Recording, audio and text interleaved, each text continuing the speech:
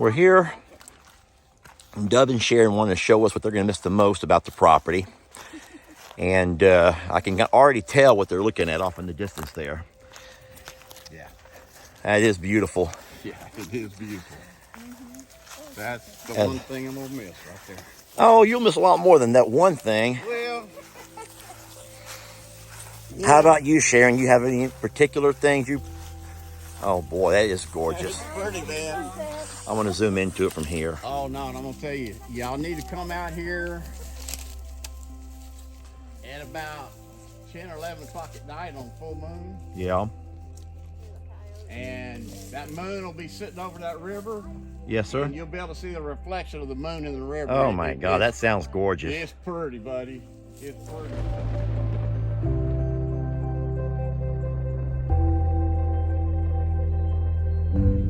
It's official. Longhorn Lester's is official. And this is the guy right here who has the most beautiful piece of property that No, listen, that's the whole thing. Come in over here. Everyone knows Paul. He's our pond guy. And he comes to work today bringing the baby. Get in there, Dub. It's okay. You're part of this. And these guys are fighting over holding the baby. Like, I can hold him. I can hold him. I'm just saying, babies love me. Look at him staring at me. Take off your hat, babe. And I'll be happy to carry him. Look at this smile. Soil samples or whatever, I'll hold the baby. All right, gentlemen, get to work. It would be just like a dam spillway, right? You have your concrete down, then you have your barriers that slow down your water, and then after that, after the concrete, you have it lined with bull rock, right? Bull rock just naturally slows down the water flow going into the next river, the next creek, whatever it's going to, and that also helps with all of your erosion issues. So you would treat this the same exact way, right? So all you want to do is you want to slow all of your erosion around here, and you do the same thing with the bull rock. All right, so I know it's getting dark, but Paul, the pond guy, brought the big tractor in today, and they will start working on our pond real soon. I'm going to kind of drive you along the outline of the pond. I don't know how far he's going to want to cut it up in there, but obviously this over here will be the deepest part of the pond through here. And the pond will be so deep. I'm driving along what's going to be the channel of the pond. It's going to be all cut through here. I can't wait for y'all to see this. I can't wait to see it. He's giving me a really neat visual. And then check this out. This is going to be awesome. Try to imagine the water where I'm at right now will be so deep. It'll be dug so deep, which is why he brought the big tractor, not the bulldozer, that this over here will be a spillway. So the water will have to rise up to spill over into these culverts to drop over to the other side. Let me show you a little bit. Now, of course, all of Mr. Dub's things are still in here. He has not moved out yet. I did bring my tractor, the little tractor, and my four-wheeler over till I can tinker around with a few things here and there. But this is going to be where I'm going to put the lawnmower, of course my tractor, the four-wheeler, and then not sure what else. This is a really neat process. I got to meet the guy who's working on this, and I have no idea how he's doing it. I haven't been here, but he's cutting this stone. It's actually kind of prehistoric methods he's using to cut it, and then he's putting it into the ground like so. He's going to go 5 foot on each side along the fence, and then we're going to go taller over here. I want to show you how big of a hole he's dug. Now this is going to be kind of the grand entrance, so we're going to put the 8x8s that will come out of the ground here, and he'll put the rock, he'll build the rock around it, and we'll go up pretty tall and have the entranceway right over here, the Longhorn Lester entranceway. And the fence is a work in progress. It's been so rainy, just can't get over here and on work. But today is President's Day. I had the day off, so I've come to do a little bit, just between showers. We're getting there. Got the wire stretched along the front, but I'm a little bit concerned. You know how I like things to be, let me back my camera. You know how I like things to be like leveled? The terrain here is going to make it impossible to have my boards leveled. And I don't really want a fence that's going to ride, even though the stone workers or the masons are done with they're masons? The stone masons are done with this part of the job. This is the front of the property. I want to drive down and show you. The fencing is coming along, but I cannot auger in the rain. Gracious. So we got the 2 columns right there. And then we're going to have big columns over here. Jamie and I have come out to take a peek at how the stone mason's doing. He had to stop working today. It started raining. And you know, you can't do this kind of work in the rain. Those look amazing. Those look just amazing. But what he's doing now, I'm going to back up so you can see the whole thing, is he's going to do the entrances. So this is all his work. I cannot take credit for any of this.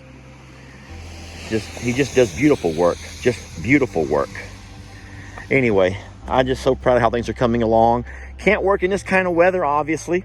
I can't wait for spring to get here, weather to clean up. But we got the front wire all pulled. We did that a couple of days ago. I got it all stapled this morning before the rain started. And now it's just turned. The cold front has come in and it's just gotten really nasty. Jamie and I are heading back over to I'm a Survivor. So just want to share with y'all some of the progress.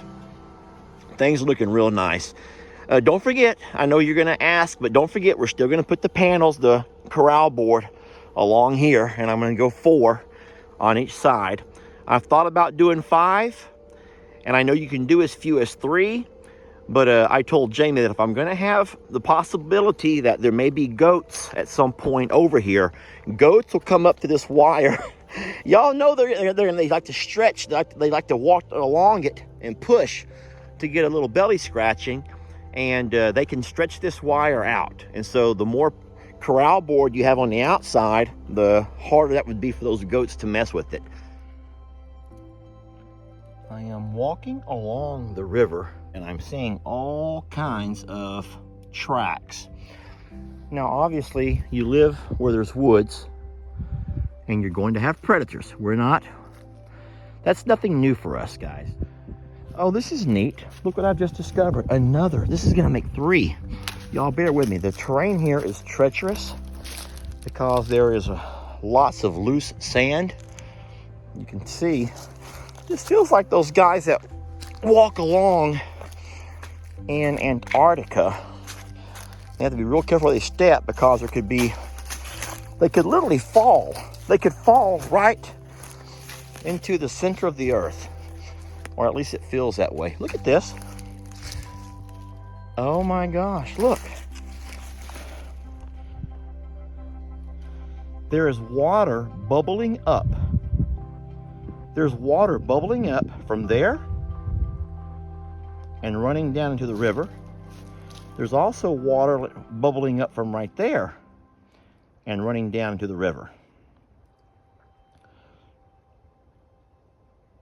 Isn't that neat? So I don't know if those are 2 additional springs, but I'll tell you what I'm scared of is that if I was to walk down there to get a closer inspection, then I would have some kind of issue with the ground caving in on me and I going into a huge sinkhole and you guys never seeing me again. Here's what I'll do though. If the ground does begin to sink, I'll toss my phone over there. And then hopefully at some point someone will find it and be able to tell y'all where I'm at or how I died, first of all. I will not scream in pain. I will not. I give you my word, I will not scream in pain and agony.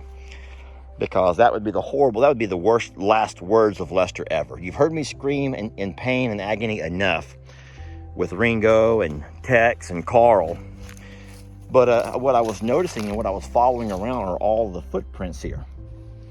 Look how active this riverbank is. Seriously, look how active. Do y'all see the tracks? And look at the size of some of those.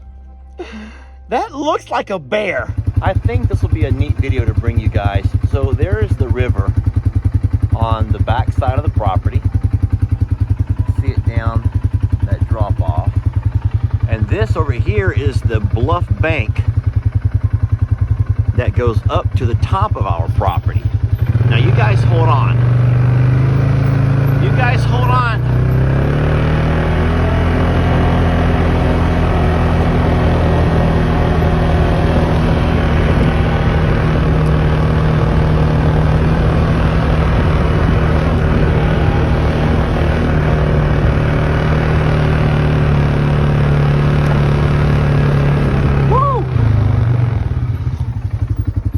How about that?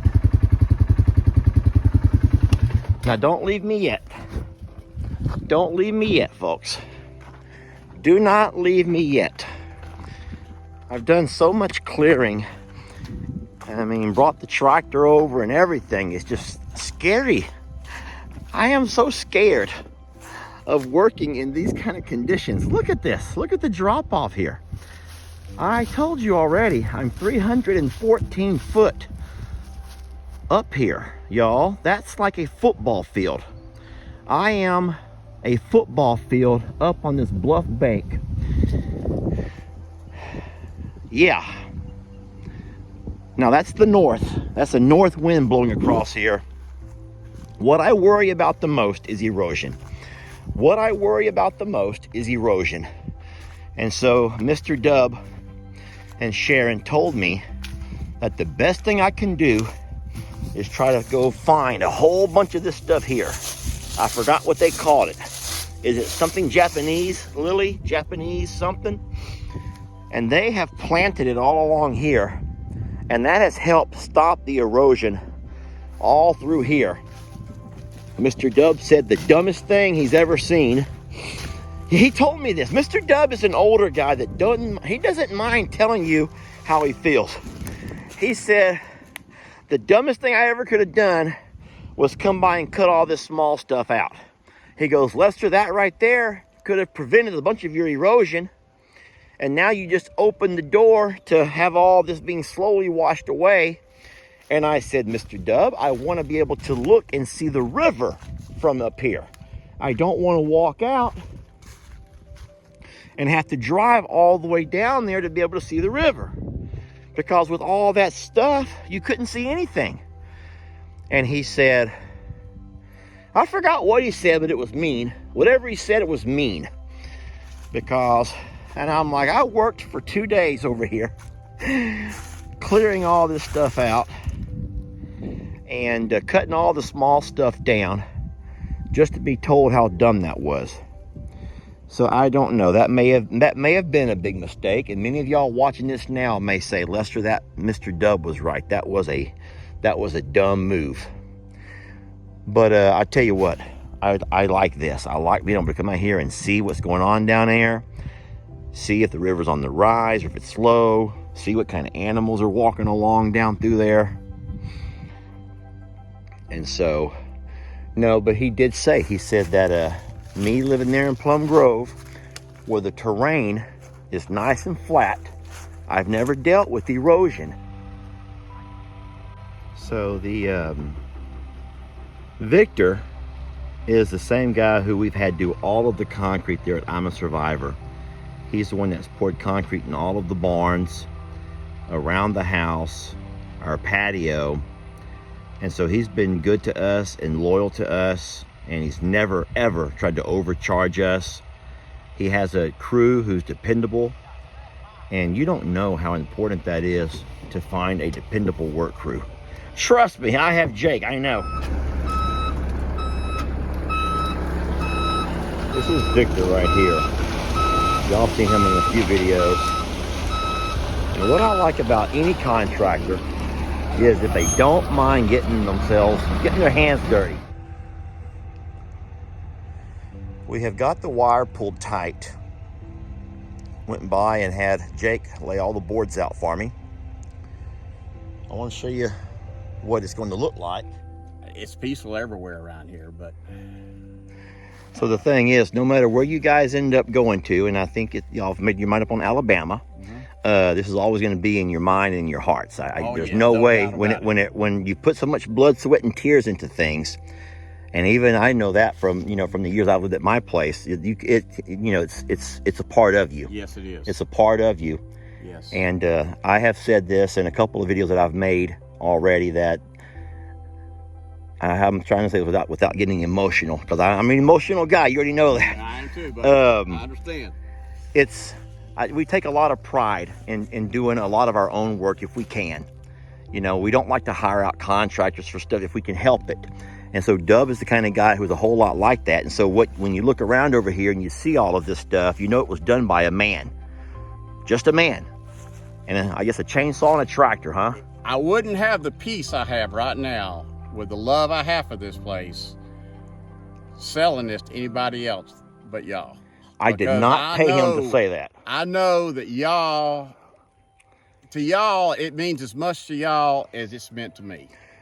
And with what y'all are going to do with this place, I can't say it. I don't have the words. No, it's hard to find the words because we've sat there and we've talked about our vision for things, and I share a lot of the vision that Dub had when he started all of this. And so what's going to be is kind of a carryover. Your vision is going to, we're going to take on that vision and continue on with it. And so I appreciate him saying that, because that's powerful. I feel the same way. If I was to ever have to get rid of property, that I've taken care of for so long, I would hope that it would go to somebody who would respect it and love it. And you fall in love with your land. If that's not everyone understands that. A lot of folks who move every couple of years, they don't get it. But you fall in love with this land. You fall in love with everything about it, the trees and just the hills. And yeah, and I'm getting emotional. I'm gonna stop this video now. This is sunset at Longhorn Lester's. Dub, why are you laughing? You're laughing at the name Longhorn Lester's, aren't you?